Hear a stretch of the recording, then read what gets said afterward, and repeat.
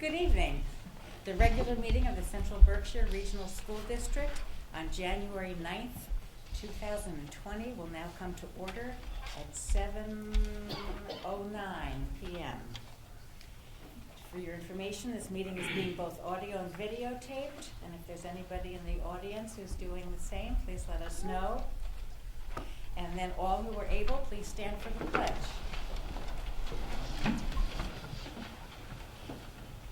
I pledge allegiance to the flag of the United States of America and to the republic for which it stands, one nation, under God, indivisible, with liberty and justice for all.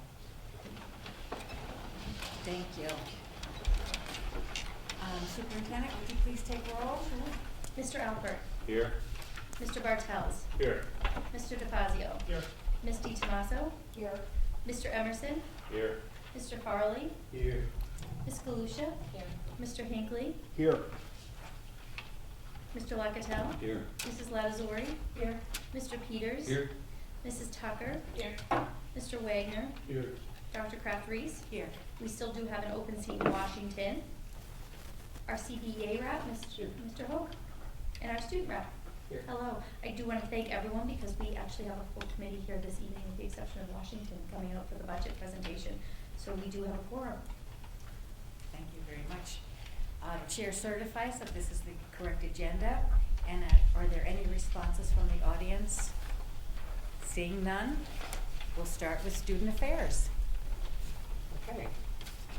So at Wapona, this year we decided to try something new and have students shadow our AP classes.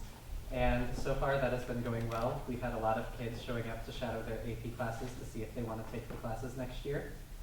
And students are finally getting back into the swing of things, coming back from holiday break, and they're preparing for their midterms next week.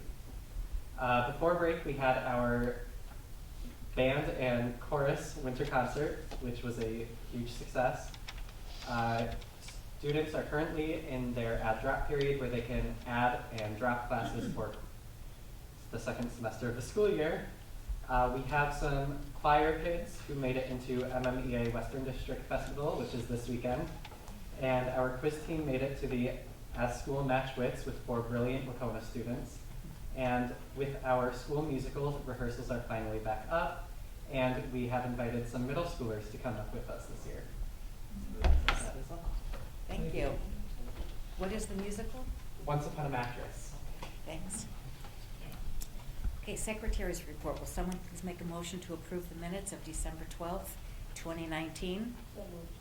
We have Okay, we have a motion and a second. Any discussion? All those in favor? Aye. Opposed? Abstain? Motion carried. Financial reports. Yes, will a member please make a motion to approve warrants? Okay, motion to approve warrant number PR 2020-13 dated December 26, 2019, in the amount of $648,244.68. We have a motion and a second to approve warrant PR 2020-13. Is there any discussion? Seeing none, all those in favor? Aye. Opposed? Abstain?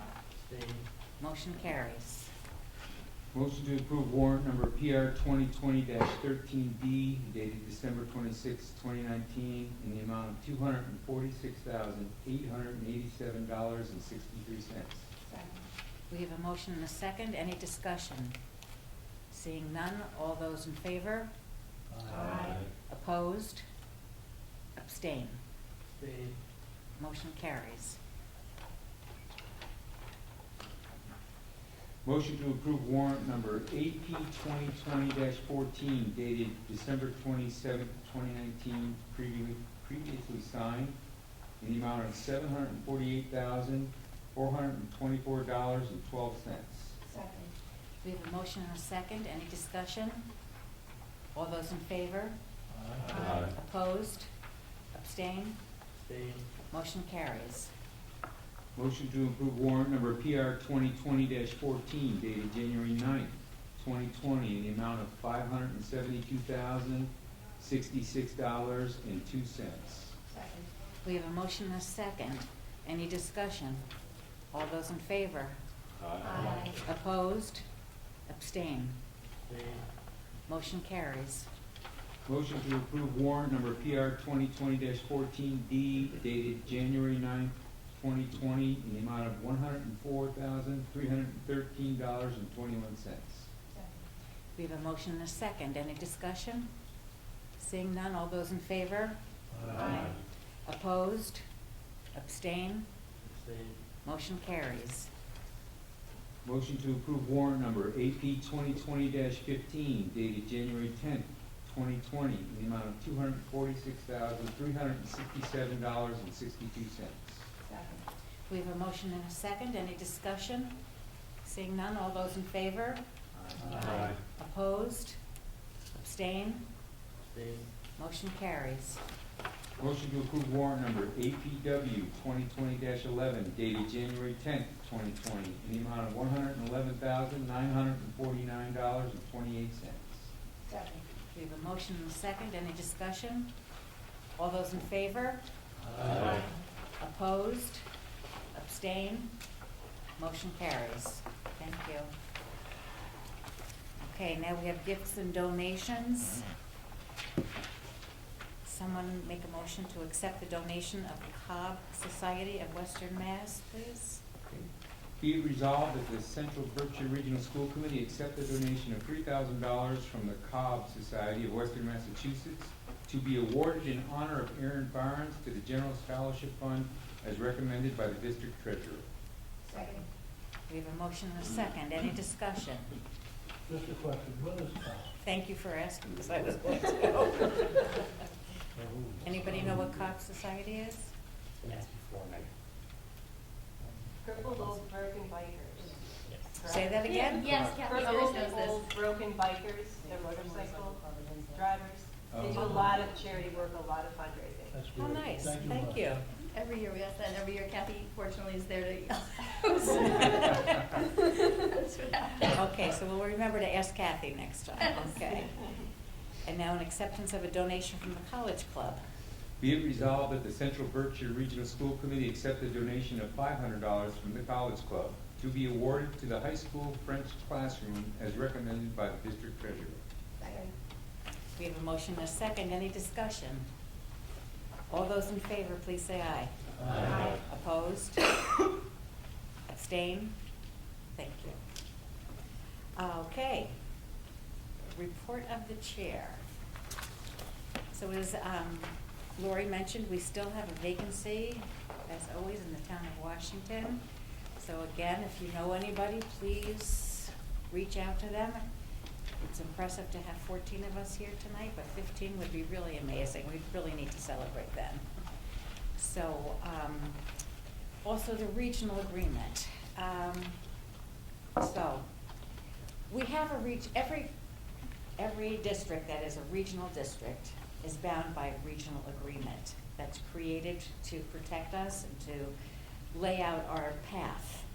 It's come to my awareness that our school building vote sort of changed things for us in terms of a regional agreement, because in there, in one of the versions of it, we have to bring this to the regional agreement, the language of our agreement, our compromise agreement with Hinsdale, correct? So that sort of brought that into the surface for me. And when I went to the convention, the conference of MASC and MASS in Hyannis, there was a workshop that I attended, and it was incredibly helpful on regional agreements. And the process of amending the regional agreement is laid out clear, concise steps that we need to take. And there are groups that can help us with this as consultants.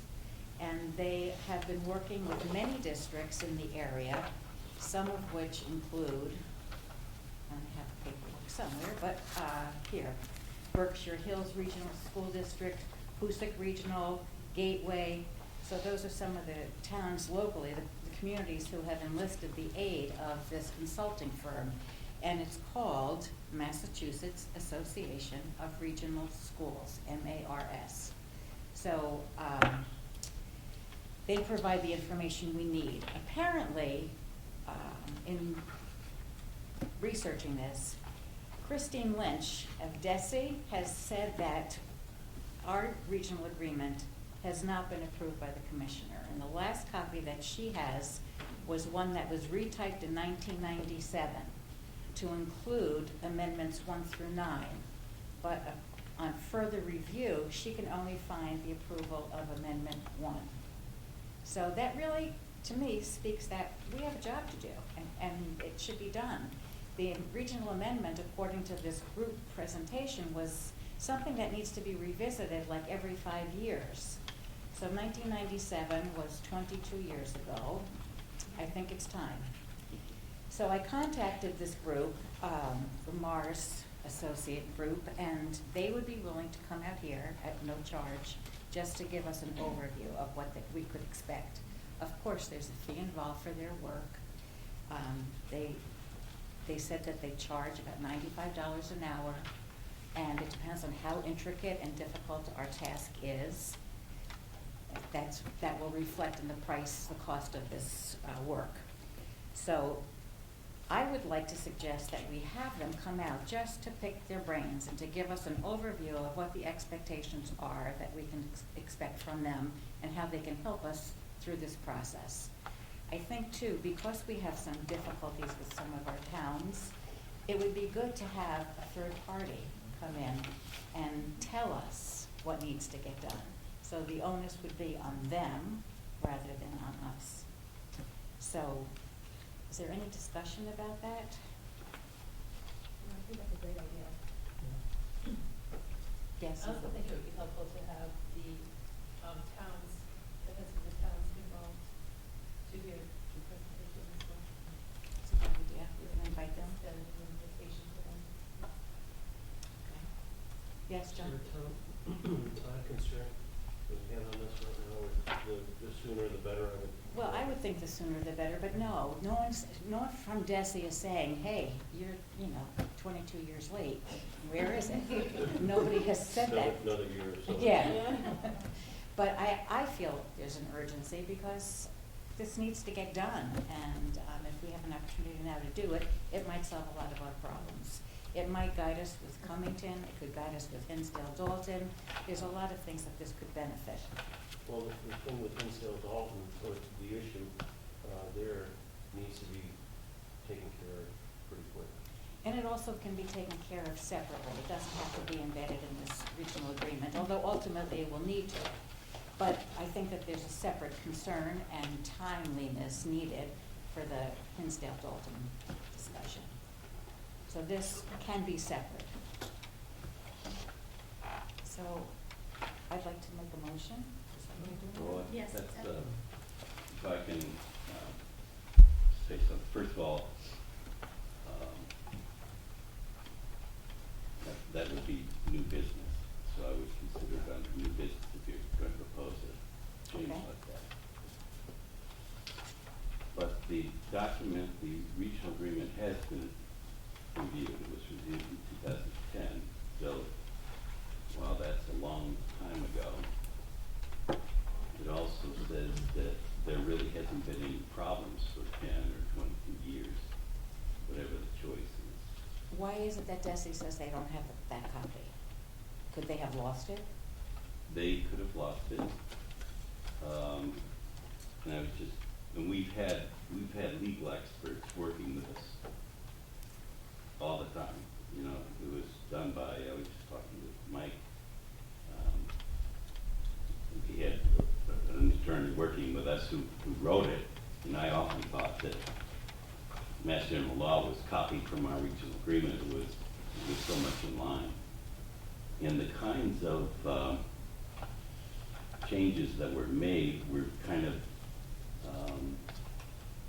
trivial, like the dates on which towns would pay us, if I recall, was one of them.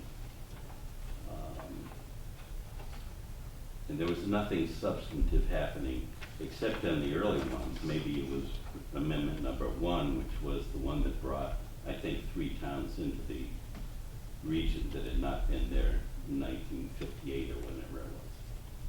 So I'm not convinced, first of all, that the agreement is in that bad shape. And in fact, if you look at the view graphs that you got at the presentation, Hyannis, you can see that ours maps pretty well. And I'm not sure how many have actually read it and what the problem is that you're talking about or that anybody sees. This problem with Hinsdale and our voting technique is kind of unique. And it's a unique problem, but the way to solve it was the regional agreement. It doesn't say the regional agreement was bad. In fact, our language that pertains is what's in more than half of the regional agreements throughout the Commonwealth. So I'm not, I wouldn't say I'm against it, but I'm against it right now. I'd really like to get the Hinsdale issue resolved. And then, first of all, educate the people here. And then if we do see a problem, then consult Mars. Have them help us. I have no objection to that. But you have to keep in mind that we've had experts working on a regional agreement from 1958. It's not like a group of amateurs went through and dealt with it. Mike, The it's oth- sort of still, oh, I'm sorry, go ahead. The other thing is, the regional agreement, the district is compromised. And it's worked since 1958. Once these issues start being highlighted, the towns will start to look at their parochial interests. And that's really what happened in 2010 when somebody wanted to change the regional agreement. We began to have battles among the large towns and the small towns. That's the predominant one. And the whole financing scheme in Massachusetts is unfair. We heard it just at the last meeting. And there's a temptation to try and solve that in the regional agreement. There's no such thing as a win-win. If Dalton wins, Beckett loses, and vice versa. So there's this constant conflict. It's a compromise that's worked since 1958, and I'm not suggesting that we raise the issues again unless we really did have a problem with it. Maybe DESI will tell us we've got a problem, but they haven't so far. They've just said the changes haven't been approved. That's all they've said. They've also said they don't have a copy of anything since 1997. I have that That email. one doesn't exist. I'm sorry? I don't believe that a copy exists after 1997. So what was the 2010? That blew up. So it was never submitted to, That's Yes. right. There were a number of changes that individuals wanted to make, but none of them could get a consensus of the 7 towns. right. Do you remember why we couldn't get a consensus from the 7 towns, and does that issue still exists? Very definitely. And what is that issue? I don't Just want to the- go into that right now, for the big reasons I've outlined.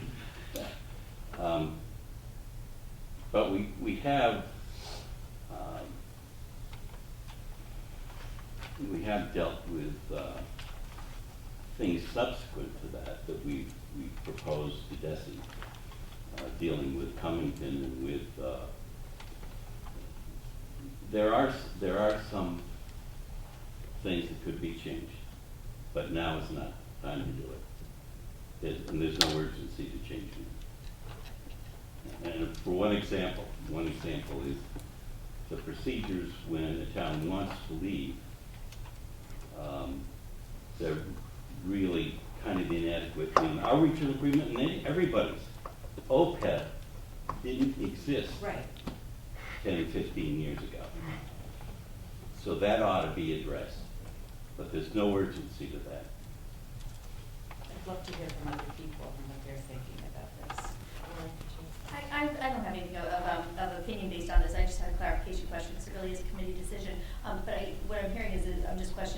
Barbara is presenting is more of a suggestion of having a group come and present, and perhaps they have some perspective on where other districts are at with this and what kind of work they've done and what the impetus has been.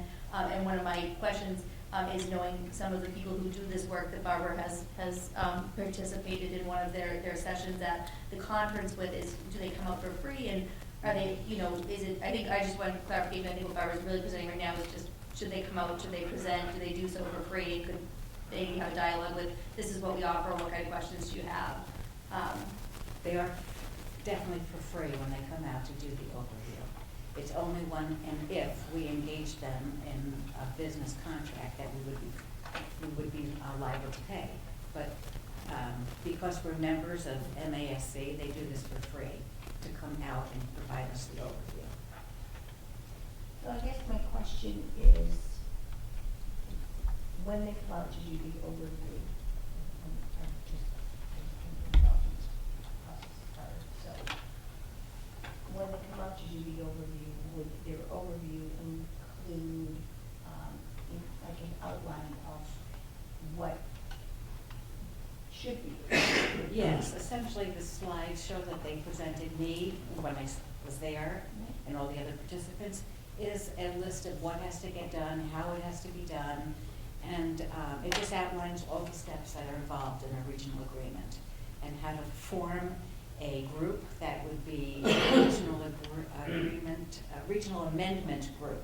So people from different towns, people from this committee would join together to work on it. So they talk about that process. Does that answer your question? In terms of being transparent to the process, whenever that process occurs, an information session, I don't think would be harmful, especially if it were presented in a 7-town advisory board that the 7 towns were invited to observe and witness. There could be some positive benefit of that, where everyone is on the same page about what is to be included or not included in regional agreement for DESI, and it may help some of the interaction that has gone on. I think one of the initial points here is, when you're talking a regional agreement, Dick has brought this issue up on several occasions when we've met. And he's referred to the fact that DESI itself has reviewed some of it and rejected it. So obviously, we have to produce something that is acceptable by their standards. Now, we may have a lot of experts working on it, but it sounds like this is a neutral party. It's a way that we can gather some information, whether we adopt it or not, but what have we lost by trying? And I think that moving forward, we ought to at least try it. I would just like to say that I think that the issue that we have between Hinsdale and the district, you know, the vote that the amendment to the regional agreement that we voted on, we're still waiting to hear back from DESI as to whether or not that's going to even be able to fly. And if it does fly, one of the things that I think if we start something like this right now, and we don't, say DESI comes back and rejects it and says, okay, you can't do this, we have to go back, as a school committee, we might have to go back and, you know, either change the vote of what we did back in July and come up with something else. But in any case, and we're going to do that at the 7-town meeting, and one of the things that I'd be concerned with is confusing, if we don't have to amend the agreement for what happened with Hinsdale, if we can back off of that, we have to back off of that. I think we should table this till after that dust settles, so we don't confuse the two if we don't have to do this. So I think we should hold off till we find out what's happening with DESI and that vote we took. Because it might confuse the towns and like adding this in, and to Dick's point, I think if we can hold off on changing the regional agreement right now, if we don't have to, we're getting rid of taking care of the situation we are in with that vote in July. I think it would be better if we waited till we figured out that piece before we started on changing the regional agreement. That's my. Rick, are you referring that we wait because of what? Yes. Desi itself will either wrote a stamp to say approve what was voted? or We're still rejected? waiting on Desi to come back to us, Desi Legal to come back to us with the one vote we had, and also some compromise ideas that we had for the regional agreement to take care of the 16A and 16B controversy that we had. We're still waiting for the Desi Legal to get back to us on that, and they haven't yet. And we asked her by And the end of this month. without a doubt, obviously, as John had spoken, Dalton is anxious to see this put to bed, one way or the other. Yes. I understand that, it's perfectly clear. But we have other issues in there too, such as the Cummington eventual. Oh, yeah. Cummington going on. And I really think that some of the things that, as we review them, will freshen them up, and they may be more pertinent. With regards to your thing there, as you know, I voted against that. And I think Mass General Law could be brought in. You could take that to court, because I think the law was such that there was a legality there. I may be wrong. I may have misunderstood that or misread it, but I don't think it's just a simple regional agreement. I think that MGL says there were two phases to it. Unless I missed. Two options you're talking about, 16D and 16F, is that what you're talking about? And so I'm just saying, under the law, and if the law is the law, then I would think it would negate what we did. I have to agree. Get all your information beforehand, and like Rich and Dick were saying, if the regional agreement doesn't really have to be taken care of right away, don't do it. Find out what has to be done with the issue at hand, and then if that has to go into the regional agreement, so be it. If it doesn't, okay. That clears that So up. I guess we have to prioritize what we're gonna do in an order, and it would make sense to get that information first. And Yeah, I'm just concerned about when that information is gonna come to us. The last email we had was January 2nd, where Christine Lynch said, we've met with Desi Legal and we should be hearing soon.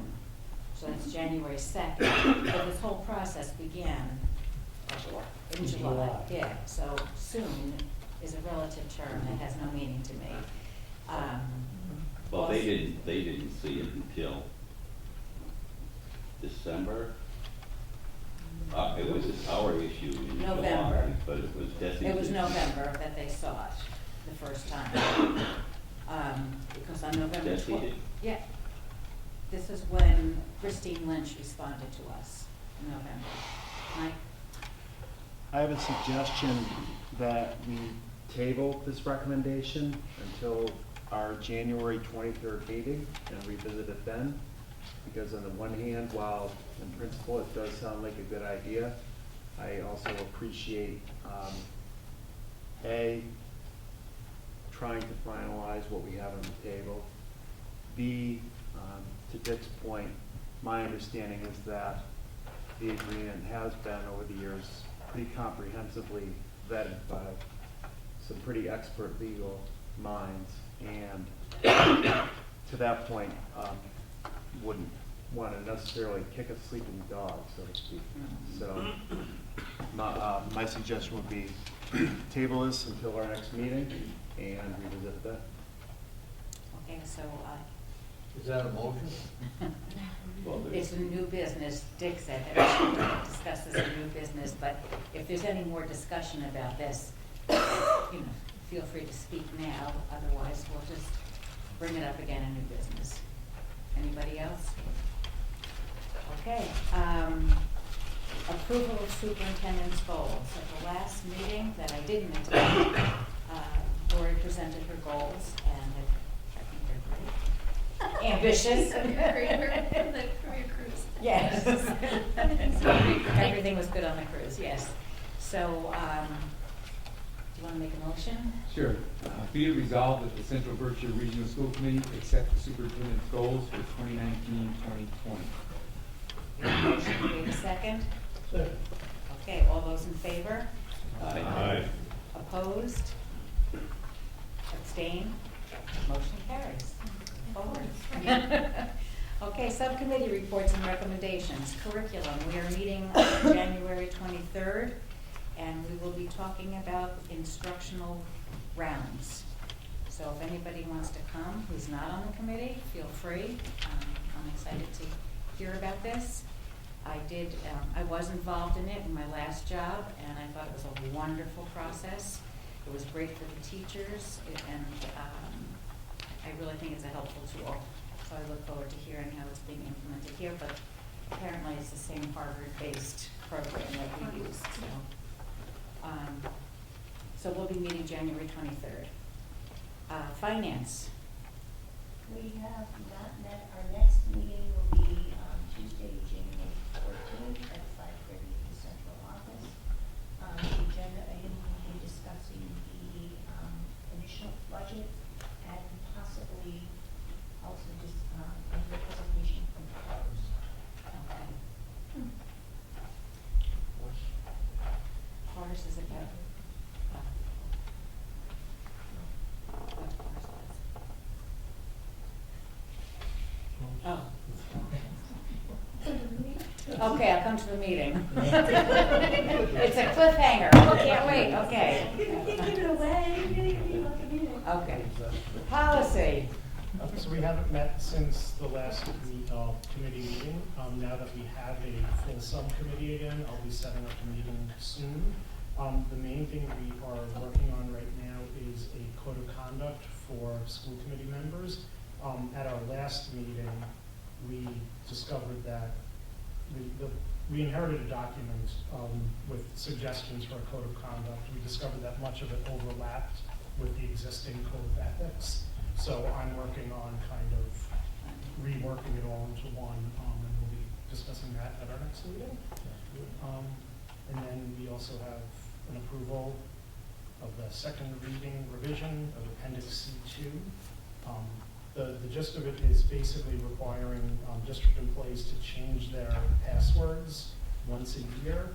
The password will have to be 8 characters long, a minimum of 8 characters, and contain 3 of the 4 following: an uppercase, lowercase, number, and non-alphanumeric character. So just read. Go ahead. Be it resolved that the Central Berkshire Regional School Committee approve the second reading revisions to Appendix C2, Employee Acceptable Use Policy, and as recommended by the Policy Subcommittee. Second. We have a motion and a second. Any discussion? Yes. In regard to that, you know, I'm in favor of what you wrote here, but there were things in the document. Do we bring up any corrections or anything at this point in time that may be made or could be made? Mm-hmm. It was just a couple things that I noticed. I was just wondering if the document, now this is a document that will go on for years and years and years unless it's amended again, correct? Should the document be gender neutral?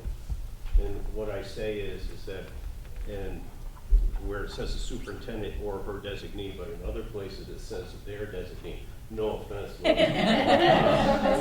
want you here forever. But, you know, No, if this very is, this is a document that goes on forever. It should be that way. The other one was on the second page where student records would be transmitted electronically, it's the first paragraph, and that there is an attempt to authenticate. Should that wording be stronger than attempt?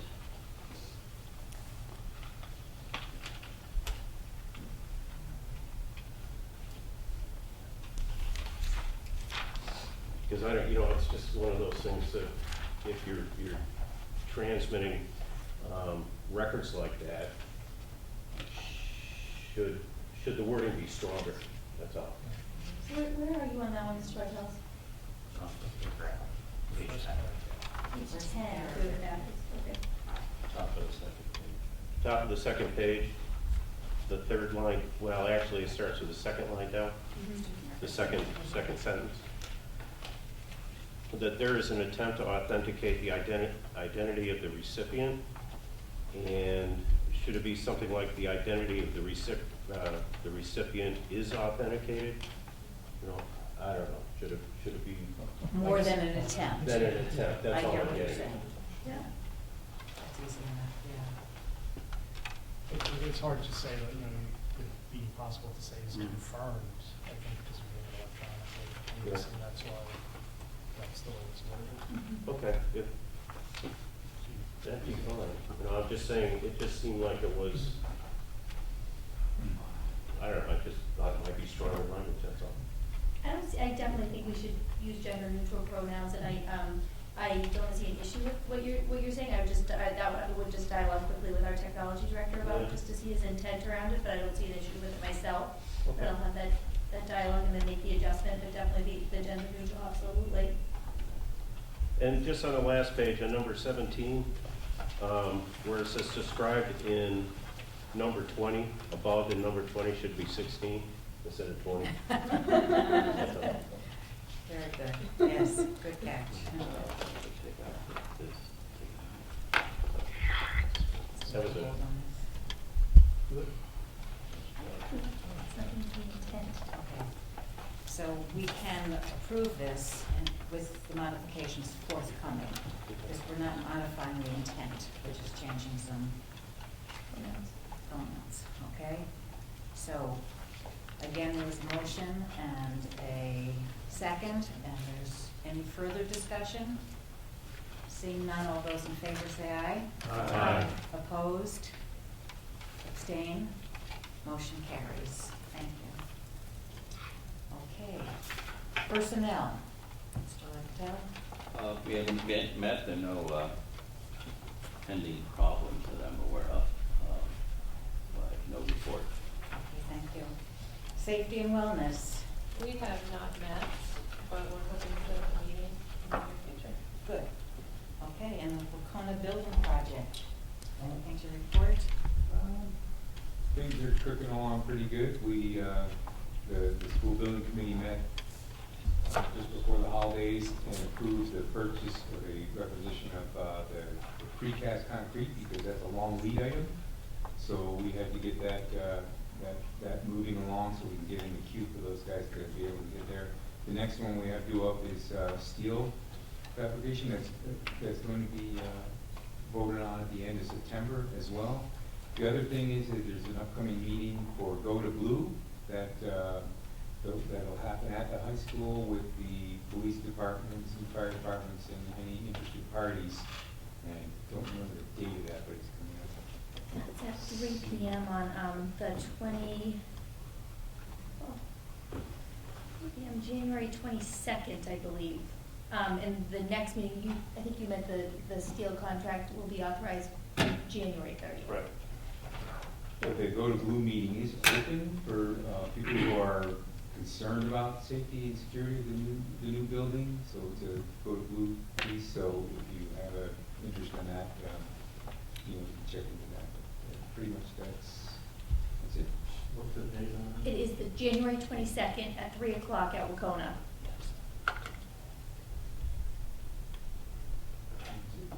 Okay, thank you. And under my report, I forgot to mention the subcommittee members. You have the list. And we will be having a meeting of all the chairs, and that'll be next Tuesday before finance. I had originally said Monday. Tuesday's not good for you? Oh, no. No, oh. I was looking at Nicole. No, I'll be out the other time next week. Tuesday and Wednesday. Can everybody else make it on Tuesday at 5 o'clock? Where? Central office. We'll fill you in. Thanks. Okay, superintendent's report. Okay, before we move into the budget, which is the bulk of the report, I did want to highlight two things from the superintendent's report. One is really that we will have more information forthcoming, but I think it's important that we highlight collaborative efforts, and we continue to benefit from the professional relationships that many of our staff have with colleagues throughout the county. Our assistant does have a strong relationship with the Director of Curriculum and Instruction, based on a professional working relationship prior to her time here in Pittsfield. So they are often in contact and sharing resources, and they joined forces recently to apply for a social studies grant that, if we were to receive, would assist us in having some resources to implement the new social studies civics project requirement, which will go into place for all school districts next year. And we have a much stronger chance of getting that grant partnering with a district like Pittsfield. So we are hopeful we will get it. And if we do get it, I will ask Leslie to directly talk with you just about what that partnership looks like and what it looks like when the two departments of social studies at Pittsfield, as well as here in Central Berkshire, work together, primarily impacting 8th grade through the high school.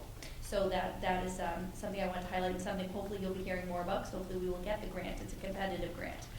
And we did have 100% of a compliance finding in our special education tiered focus monitoring. That is a huge achievement.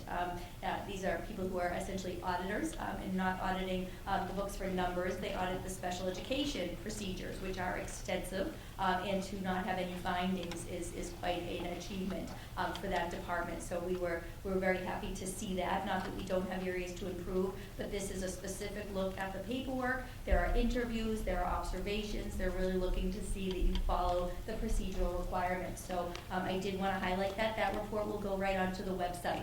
We had 3 minor findings with the civil rights. One of those was that there was a law that had been updated since our handbooks were published last year, in between then and when we had the review. So that's a simple fix that we would have made anyways going into the following year. And just adding a statement, we use School Springs. We actually have a third-party vendor that we're using to put job postings up. So we have to work with them to make sure they also have the non-discrimination section on the job postings, which we are able to do in an update to the employee handbook, but it also includes the bullying information, even though it's available in other places. They want to see it in that employee handbook. So all in all, a really good review, and those 3 adjustments were able to be made pretty quickly and will be found to be fully in compliance this spring. So I did want to highlight that. Typically, the way that the budget presentation goes is, you probably noticed, and if you're a member who's been here for a while, you didn't just notice, you were waiting for your budget book. If you are somebody new, you probably noticed you have a very large binder, probably reminiscent of your high school days, that has many different sections to it that you have received. So Mr. Bueno, our Director of Finance and Operations, will give you a little bit of a tour of what that budget book looks like. This will be your tool going forward. You will receive additional information as we go forward. It will be given out at the beginning of the meetings, and you'll be supported, to use an educational term, in where to put that information, so you have a cohesive binder that you can use to reference. But before we do the budget presentation, Mr. Bueno will just give you kind of a little bit of an overview of what's in there and what you have right now. You're receiving a lot of information tonight in real time. We acknowledge that, we recognize that, that's the case every year. And that's really the intent. We're going to give you a lot of information tonight, and that begins a process where there's far more dialogue and interactive conversations as you become more familiar with the budget that we are presenting to you this evening. There's also a finance meeting on Tuesday night when the finance subcommittee will really delve into this budget as presented for the first time. So tonight's very much a time when you're receiving a lot of information. That's understandable, and we expect that the questions will increase as we go forward. So if you want to go kind of just through so people have an idea, especially given the amount of new members. Okay, this is my first year compiling this budget binder, so I'm going to try my best to explain it. This is a new format. I'm not sure if we'll continue doing it in the future, but some of our veteran members might know the difference, but bear with me. So the first couple of sections is just general information, the members, administrative teams in the district, the school improvement plans which you've recently seen, I think, for the last meeting. The regional agreement that we currently have on the website. Next section is the E&D, which was brought to the committee like 2 months ago. This is all the information that I use to work on the budget. So a lot of this I also use, so you'll see bits and pieces on the presentation. From the next couple sections, these are all different bits of information from DESE. It's the profiles from the district and the schools, class sizes, the staff data, and then there's even a section on pupil cost, which I'm still working on some information, and I will get that out to you at one of the future meetings. And there is a section on rural aid that you'll see the letter that we received this year. I included this because this is, we're going to be purchasing some of our technology, which is helping offset the budget for next year, so it is nice to know that's where that is. After the DESI tabs, there is a tab on school choice. You'll see where our school choice fund sits currently and then where we're projected to be by the end of the year. But also in this section, you'll see some graphs on school choice receiving and sending in the district. We are currently receiving 226 students, but we're sending 179, so we're really good currently. So we are getting money through school choice. The next section is on charter schools. And I did not do a graph, but you'll see the list of how many charter students we have that are from our district.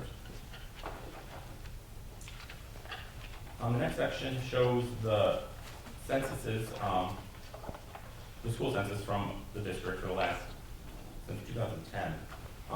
This year's is still preliminary. I'm still working on a couple towns to solidify their numbers, to make sure that those students are on the census in their town, but hopefully by the next meeting in January, we will have the official overall.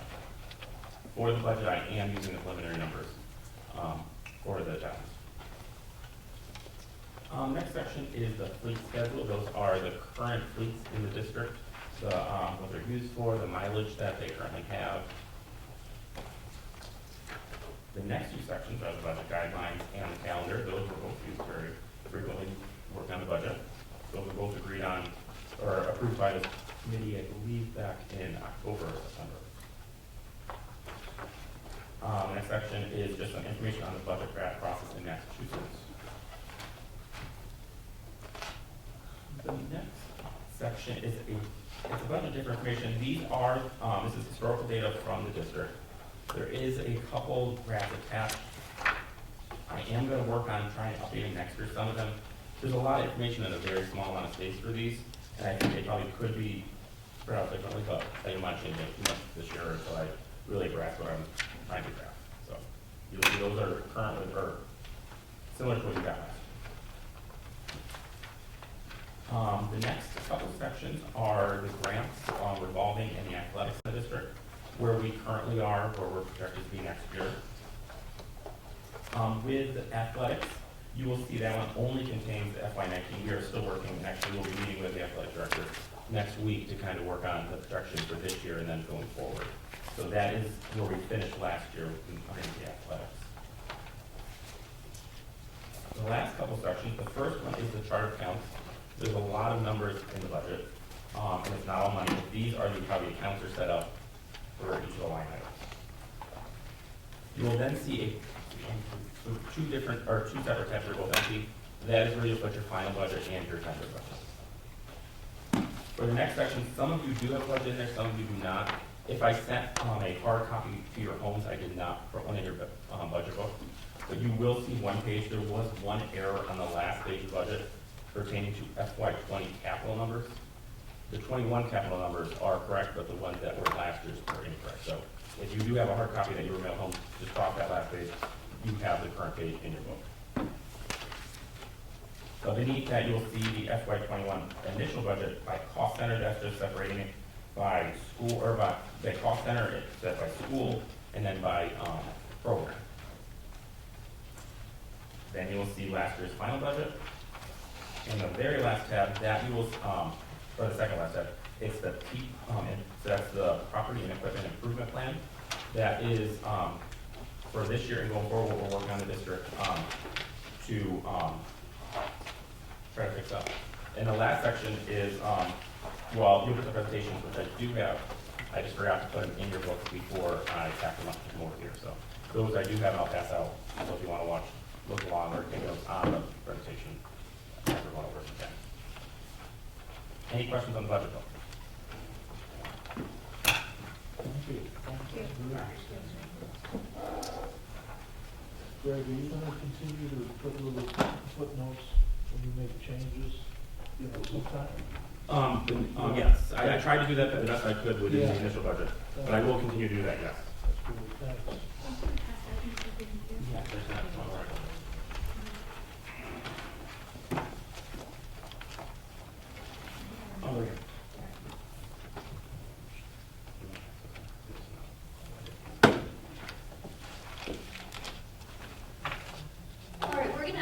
try and go slow, but please do just remember that this is a very beginning of the budget process. This will continue through the end of March. And then we'll continue into the town meeting phase until hopefully we receive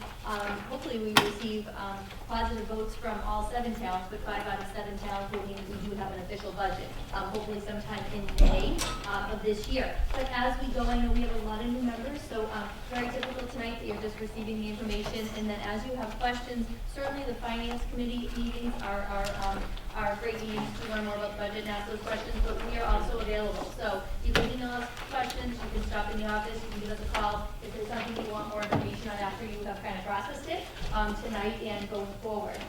So we are going to, I'm Greg's doing this and the presentation usually he's just playing on the computer, so.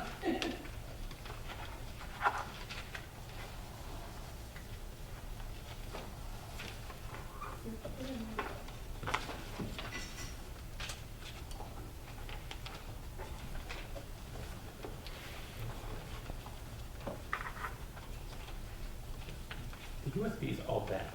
Is this the one that?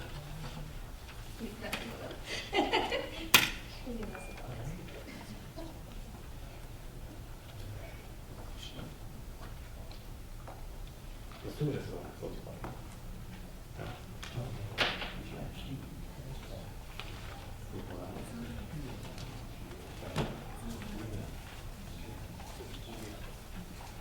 Yeah, that's most of it. No, that's in the presentation. Oh, that's okay. We've already got the section.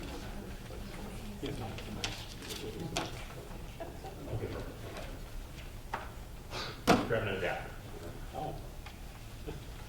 So we have got to get You do. There you go. Cookie will make you enjoy the presentation more. Have a cookie. It's better with some snacks. There's nothing alarming in it, so some snacks and Oh, enjoy. Dave.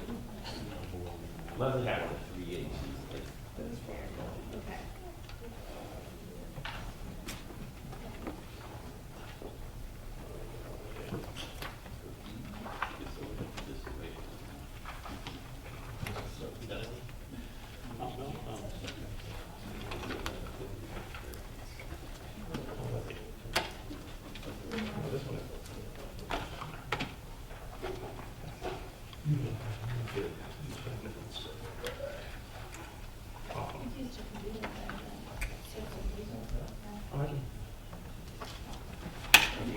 Can I send it to you? Shoot the computer desk, yeah.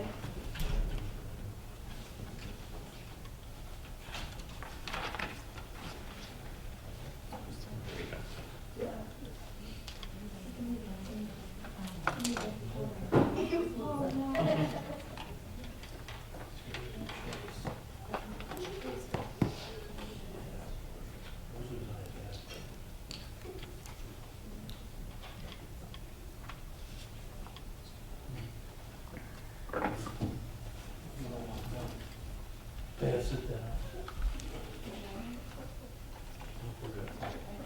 We got it. Okay. We got it. We're good. Okay, so I will do the bulk of the presenting of the information, and then if there are questions, obviously, Greg and I can both answer them, and Greg knows he is welcome to encourage to chime in wherever he would like. But I will present the presentation this evening. So this is actually, we are excited to bring this budget to you. I am excited to do so because we really do set forth when we start talking about a budget, really in the fall with a vision. So we don't just kind of arbitrarily put things together and see where they fall. We definitely have a vision when we put together our budget, and we have goals that are tied right up to our strategic plan, and are cognizant of what is going on in the community and the district at the time. Going into this budget cycle, I think that everybody would agree we really had 2 primary goals. One of those goals really was a maintenance of effort. We have seen some very positive gains, some very measurable gains from the structures and systems that you have supported putting into place through the past several budget cycles. You know we had a middle school come out of turnaround in 1 year. You do know that our 2019 MCAS data did show gains in every building, all 5 buildings, in their progress against themselves as well as the state. So really we were using that information and saying we really need to prioritize keeping these things in place that are working, and in a few places enhancing them and moving them throughout the district so that more people are having access to them. So really continuing to maintain what we see as working and build on that progress. The second one was to be fiscally responsible. We know that there are competing interests at this time. We know that the community is going to see an increase as we break ground for the new Wacona Regional High School this spring. So we wanted to certainly be fiscally responsible, knowing that the taxpayers are facing that as well, but prioritize making sure that we have the systems and structures to continue to meet the needs of all learners. So really the first page of the budget presentation is just really your table of contents. That's what we will go through as we go through the budget. Again, these are the 2 goals that drive the budget. These are the 2 goals that we came back to consistently as we talked about what we have, why we need it, and anywhere that we thought that we needed to add anything. So really when I talk about that we have a comprehensive system of support for students as well as for educators, we're really thinking about how do we support all learners and all educators. What does our Tier 1 model look like? An example of a Tier 1 support for students would be a really solid curriculum, the Eureka Math curriculum that you adopted last year. An example of a really solid support for our educators is a program like Instructional Rounds that can help them to further enhance their practice. We're also looking at Tier 2. A really solid Tier 2 intervention model includes our registered behavior technicians. That would be an example of something like that. They're providing interventions as needed to learners who are demonstrating that level of need. And then Tier 3, really our specialized instructional model. And do we have the level of special education support that we need for a diverse continuum of students with different program needs? And we feel we do, but we feel we need to maintain that and in some ways increase it and put it into place in other buildings. And you will hear about that and what I mean by that as we go forward. So again, those were our goals. When I talk about enhancements, we really only have 2 positional additions in this budget that have not been in there to date that we added last year for Nessicus and Craneville. We came to you last year and we added registered behavior technicians. Registered behavior technicians can essentially work with all students, but they're working with students who have behavioral challenges due to social and emotional needs. And they're working with them in 2 ways. They're working them in a fluid way, so they're able to kind of go where needed and respond to need. And they also are scheduled to work with certain students who we have defined needs for, and we are proactively addressing some of those needs. They work under a board-certified behavioral analyst, and they implement many of the programs and the strategies that that person would be designing.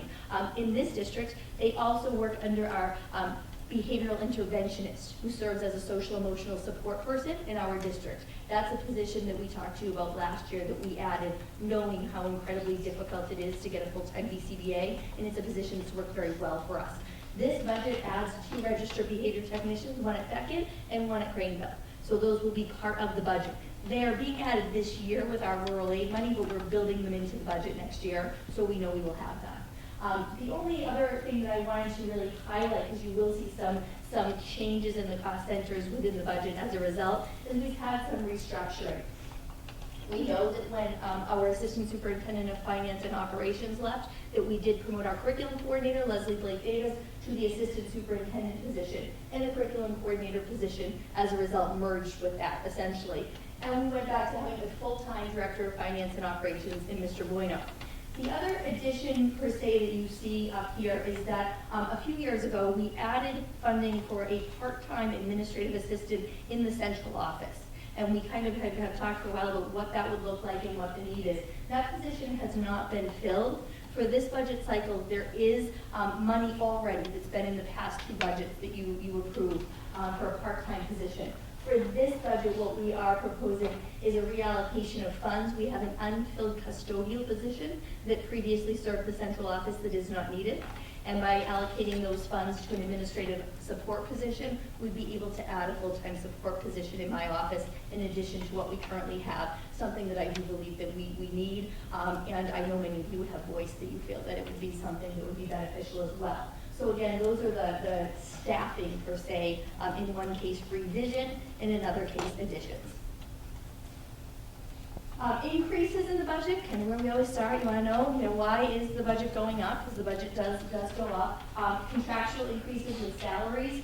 When we say that those contractual increases that have been previously negotiated, that we absolutely have to fund in this budget, are offset with the use of grant funding, what we mean by that is all of the increase is not seen in the operating budget. We receive grant funds. A good example of one of those grants is Title I. It's over a $400,000 grant. It funds salaries. So there are people who saw increases, but those increases are consumed within that grant. If that is a clarifying way of explaining that. Our benefits, now this is based on, again, at this point, they're estimates. They're very strong estimates.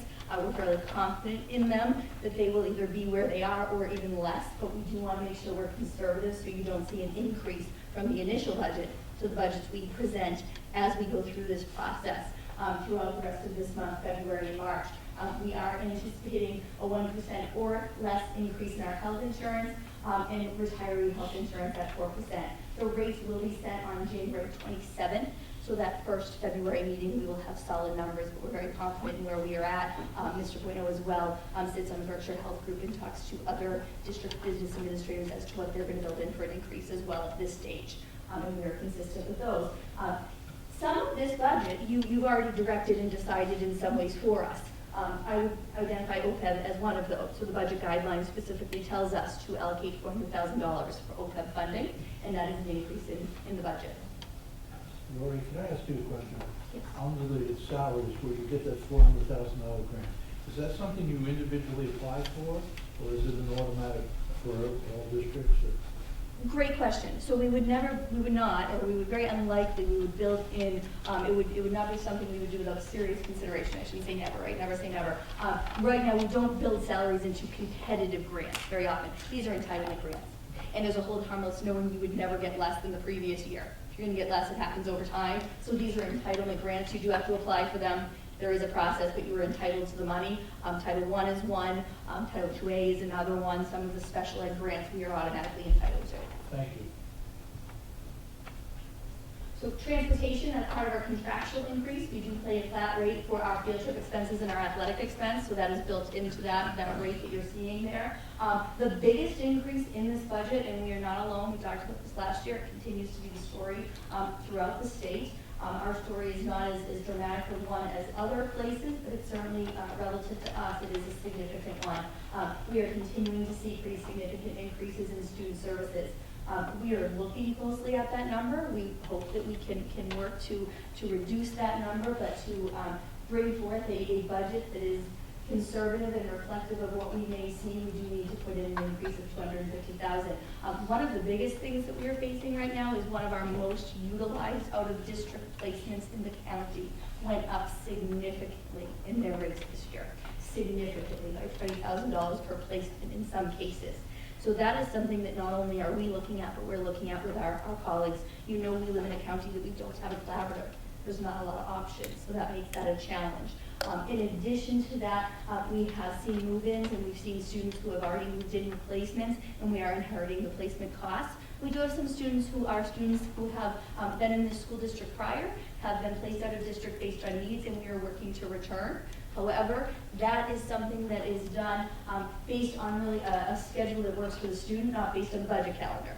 So this number could change, but we don't feel it will go up. We feel that this is the number that we do have to put in there at this time. We did get an increase in our retirement contribution. That's a bill that we get each year, and we received an increase this year. Decreases. We do have those as well. Slight decrease in our utilities because there's some crossover with this budget and our looking at last year's budget. We look at what is the pattern and where do we think we can go down, still being conservative and making sure that we are be careful about estimates, and that we absolutely felt that utilities was one. We've talked about this each year. Our unemployment expenses continue to go down. We're conservative with that, but we can absolutely go down. The additional amount that is reflected there, we have not had reductions in force in many years at this point, and those that were impacted previously are reemployed. We have talked about our technology, so I do want to identify this is a decrease. We are pre-buying our technology with rural aid, which we absolutely are able to do. It gets the technology into the classroom sooner. It's ideal for the technology department. They're able to put things into place over the course of the spring and the summer, as opposed to the rush in August. There's a lot of positives about it. The reality is people will say rural aid went away. Would that never have to go back into the budget? And the answer is yes. I don't see rural aid going away. I see there being some kind of a new way that it is actually distributed, but it seems to be gaining in its longevity, if you will. But it's a fair question to ask, are we watching that? And yes, we are. But this is our second year that we have purchased technology through rural aid, and it helps us to reduce the ultimate assessments to the towns. So again, what does this all mean? And I think that this is something that we are in a good place to be able to present. This means that we're bringing in a budget with a 1.85% increase from last year, and this is at the initial phase. So that is something that we feel very good about. It ends up being a variance of about $511,000 over last year, and you're looking at some contractual increases, and obviously a substantial chunk of that is a special education increase. So this one breaks down where all of the revenue comes from. The word projections should probably be like bold and flashing, because that's really all it is until January 22nd when the governor's budget comes out. So really what you see here is anything that is, for lack of a better term, by and large outside of our locus of control is last year's number. You might see a difference in it because it's actually what we got. This is what we anticipated in the final budget. This is what we got in Chapter 70. We do not know what that number will be this year, but this is how the budget has been formulated every year. We're using the previous actual number. Chapter 71 as well. This number is a solid number. This is our transportation revolving account. I believe the school committee voted 3 years ago to set up this account. This is an account that can be set up to offset the town assessments for transportation. And what we have been doing for the past couple of years is reducing it by $50,000 a year, reflective of the amount we have to contribute to it. So we are still contributing a fair amount, but we are going down slightly as we do feel we need to. Largely that was based on the recommendation of our previous assistant superintendent who's been working with this account for a couple of years. Our charter school reimbursement, that's just last year's number. We do not have that number right now.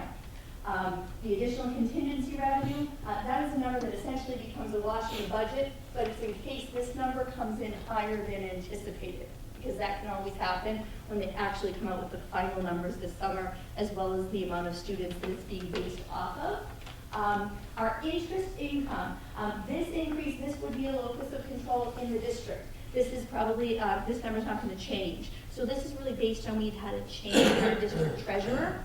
And the district treasurer, our accountant, Melissa Falkowski, have really been looking at it, and our return on investment has been much higher. He has a more aggressive investment strategy, if you will, and we do believe that that is a much more accurate number at this time. And again, the other two numbers are holding from the previous year at this time. But these numbers, again, become much more accurate as the process continues. This is the breakdown, really, of the budget. This is kind of where everything eventually has to have a home. Everything goes somewhere, and this is kind of where that piece of it is. So I'll highlight a couple of the ones that might be really catching your attention, and certainly we can go back to others as needed. This is really just a change in who lives where. So previously, we have now added the assistant superintendent, who's Leslie, to this line, but Melissa is no longer there. Greg's position was replaced by a new assistant in my office. There's been some changes in salaries resulting in that reduction. You see an increase here because the entire director of finance and operations position now lives here, as well as some other increases, and we went to a full-time administrative assistant being proposed in this budget. A couple other ones that I just at least want to mention. So we no longer have a curriculum coordinator. That was in district-wide, so you will see a large decrease there. Yeah. We added in assistant principal of teaching and learning out of district leadership, as well as some contractual increases. Elementary education saw some transfers from the middle to the elementary. We know that last year we had some enrollment changes at the middle school that resulted in us being able to increase some supports at the elementary and the high school. We had 2 full-time teaching positions go to the high school.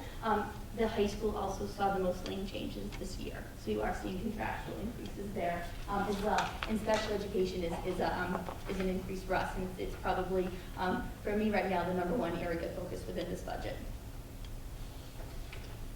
By special education too, when I talk about increases, I do want to be clear, the increase in the cost I'm focusing on and concerned about is our out-of-district cost. It is what it costs us right now to educate students who do not attend school in Central Berkshire. Many of whom never did, whether it's that they've been placed by a previous district and have moved in here, or the decision had already started in a district where they were choiced out from this district, and decisions were made to place them once that happened.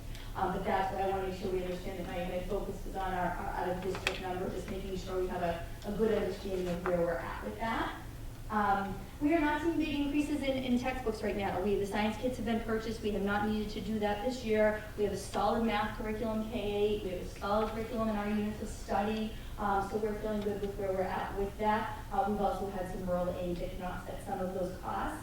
The majority of the rest of these that are in here are offset through rural aid and or through their contractual minor changes in salaries that you're seeing, such as, for example, the guidance. You do see that we have a significant decrease in benefits. That has been a line that has been used to house funds that will maybe be needed in the budget in other ways through previous budget cycles, is not needed in this budget. That's how it all adds up, and that's where we get our $511,000 increase, which equates to a 1.85%. We have a bulleted list as opposed to an uneven pie chart where you can't get to 100. So we just go to the clean list here. So where's all our budget going to? What are the top expenses? I think many of you are already seeing that. Salary and benefits, 75% of the budget. 75% really. We at 80% almost of our budget. That's the bulk of our budget. The next 3 biggest being our special education, transportation, operations, and maintenance, but a significant portion is salary and benefits. So, revenue sources. So we talked a little bit before. These are just estimates. These are estimates from last year, is all really what this is. We have federal grants, we have state grants, we get some private grants. School choice, that is an accurate number, but it's a fluid number. So kids make different choices at all times in terms of school choice.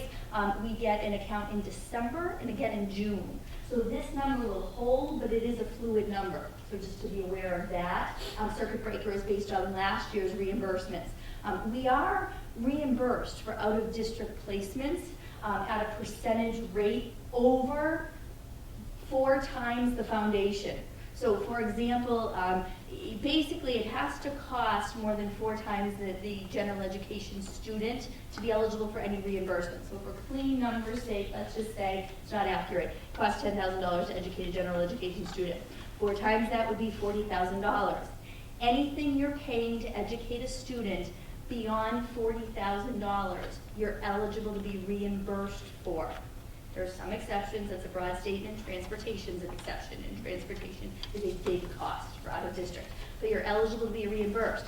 Circuit breaker first came out, they were talking about 100% reimbursement. I've never seen 100% reimbursement in my career. Typically it's been in the 60s the past few years. We did see numbers in the 70s last year. The new Student Opportunity Act, this is not reflected in here because we don't have enough information yet about it. The governor's budget comes out on the 22nd. The Commissioner of Education is holding a meeting on the 23rd with all state superintendents where he's going to start to define what the Student Opportunity Act will actually mean and what we will start to get and what we have to do. So the Student Opportunity Act has said circuit breaker will be funded at a much higher rate than it has been to date and that it will reimburse transportation. That would be a game changer, but we are not building it into a budget until we have a little bit more confidence about how that will look. But so circuit breaker right now, you get reimbursement of, say, 70% of whatever you spend beyond $40,000. It's still, certainly a help, but it's still a huge number without just replacements. And that's last year's reimbursements that we applied to this year's budget. We see the athletics, we see our food services. Sometimes people do ask about the food service number being high. We do have a plan for that right now. The plan that had been talked about with our Director of Food Services and our previous Assistant Superintendent is to buy some of the kitchen equipment for the new building. So again, how does everything get apportioned? So when we are looking at our town assessments and we are looking at our 5-year rolling average, again, we do not know what those town assessments will be. The net minimum contributions have not come out from the state yet. We do not want to mislead anybody or have anybody start to be making any predictions about that because we don't have the information. It would not be fair or accurate. But that gives you an idea of what percentage of the budget each of our towns are responsible for based on that 5-year rolling average. Just to remember, like kind of like a cheat sheet that I kind of think of, is that for our Chapter 70, how much Chapter 70 money we get is how many kids live within the 7 towns that are eligible to attend school here. Does not mean they do. They might go to BART, they might choice into Pittsfield, but they could come to school here. That's how much Chapter 70. How much the towns are assessed is based on the percentage of students, the 5-year rolling average of students they have in the district. And then capital, which we're about to talk about, when you're paying for the capital, it's how many kids you actually have as a town sitting in that building for the October 1 number. So if you are Cummington, you don't have any kids at Kittredge, you don't pay for any of Kittredge's capital projects. You didn't have anybody on October 1st. Does that make sense? Each way is a different one. That's how I write it down. Mr. Lexelli's not saying no. So that's how I write it down, and it's literally that's the way I match it up. Does that make sense for you? So we are on capital projects. So exactly what I said. There's Cummington. They're not paying anything for Kittredge's windows. On October 1, they had no kids in the district. The amount that they are paying for their assessment is based on the 5-year rolling average. And we get money from Chapter 70 for every kid who lives in Cummington, even if they don't come here. So that's our capital projects. We put this up here. This usually comes a little bit later because people have been very interested this year, specifically, knowing that we have the Wacona School Building Project. So this just shows you when will this come off the books? When will it be paid for? That's the year right there. And what is it? And how many students were there this year? And what the towns will be paying for that. But we will get a much more in-depth look at that as we proceed. There's the Wacona Building Project. I think that's definitely what people are looking at. That is a number that we did receive from Maureen Lombard, who is our financial advisor for the project. So it's an accurate number for us right now. People will ask, are we still paying for the Wacona upgrades that were done? Yes, it's the same thing. If you work to your house and you owe money on it and then you knock your house down, you do still have to make good on that debt. So that is what it is. And there that is, 2029.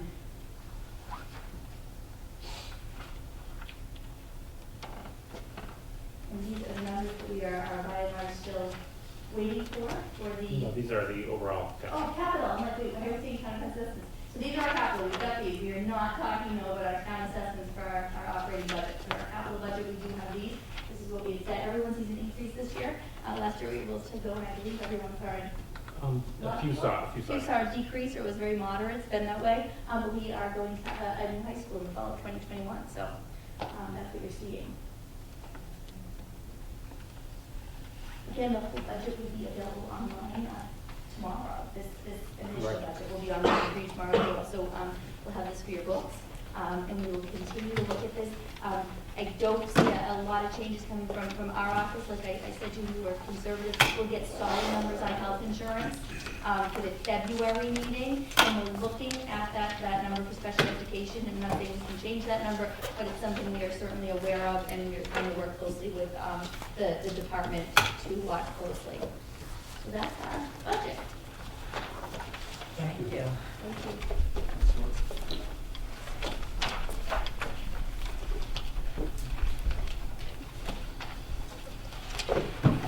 Any questions? Yes, Mr. Black. I might have heard you say that when you were talking about the capital assessment, it was the students that actually attend the building. But I believe that is not based on a 5-year rolling average. That's one. Absolutely, the last snapshot in cycle. time.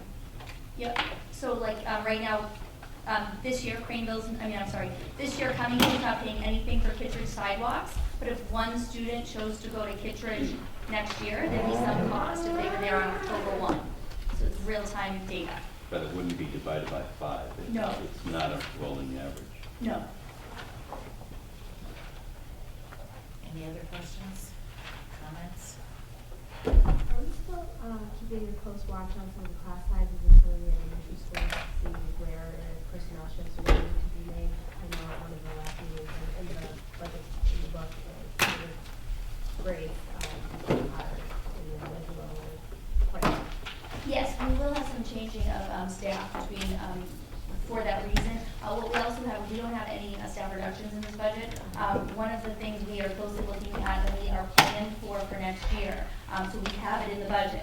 We don't have it, if we don't have a need, which I see is very unlikely when we have a different conversation about where to reallocate. We have 4 kindergartens running right now, and I think even with the 4th teacher, we're at like 78 kids. Look at Anita, we're at 78 kids. So that for us will become 4 first grades. We are planning to have a 4th kindergarten teacher again next year. The numbers just look like we're gonna have it. The numbers at Greenville right now are 1 to 4 kindergartners.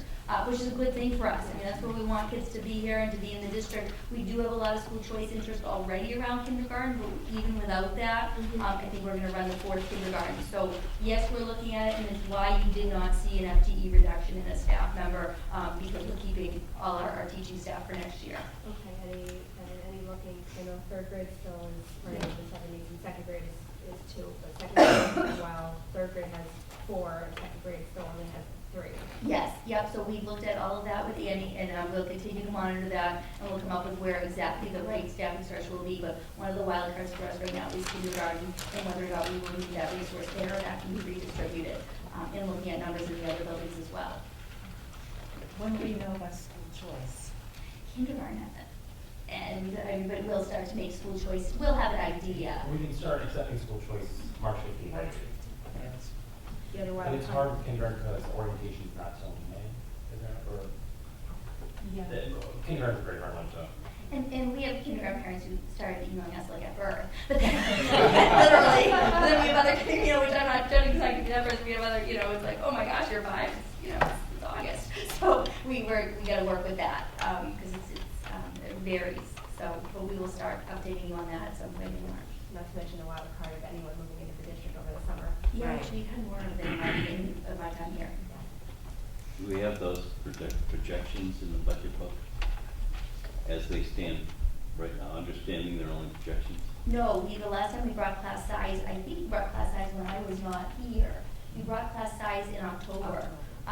We can bring it again, either we can bring it again soon, or we can bring it again in March with. I think we will see it in next meeting for school choice. I think they School usually choice. are on the school choice spreadsheet, how many Oh, class good. sizes are each grade. Oh, when we approve school choice, so when we open for school choice, if that's what we do, you'll see them then as to where we're at and what we already are looking at for applicants. Well, you say you project right now, but we don't have that picture right now.